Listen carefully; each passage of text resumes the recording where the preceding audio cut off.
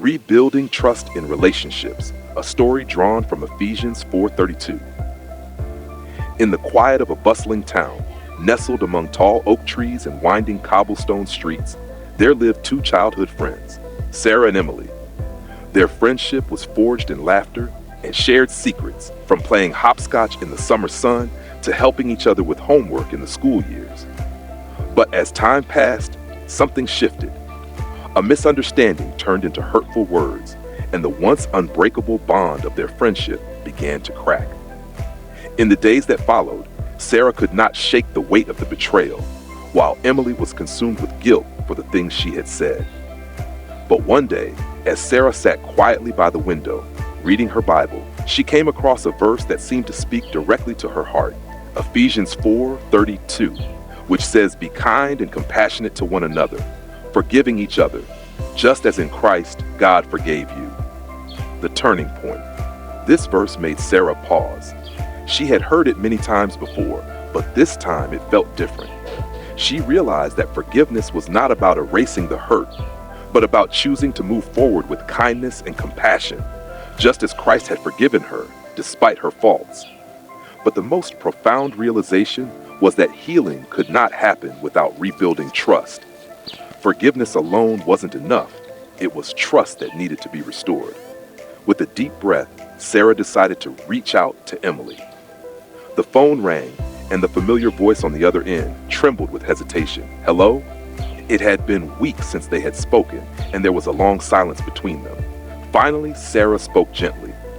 "I know we've hurt each other, but I believe we can rebuild what we had. Let's start over with kindness, just like the verse says." Emily's voice cracked as she responded, "I want that too. I'm so sorry for everything. I've missed you." Practical application of Ephesians 4:32. Rebuilding trust in relationships is never easy, and it's not something that happens overnight. But Ephesians 4:32 gives us a powerful tool: kindness, compassion, and forgiveness. These virtues are the foundation of trust and healing. Sarah and Emily understood that they needed to choose: tact, patience over anger, understanding over judgment, grace over bitterness. They met up a few days later, not to rehash the past, but to listen to each other, to forgive, and to start afresh. They committed to speaking kindly and addressing their feelings with respect. Every day, they worked to rebuild the emotional connection they once shared, understanding that trust could be restored piece by piece if they followed the path of forgiveness and compassion. Just like Sarah and Emily, each of us has the opportunity to apply this scripture in our own relationships. Whether with friends, family, or spouses, rebuilding trust starts with a simple yet profound decision to be kind, to show compassion, and to forgive.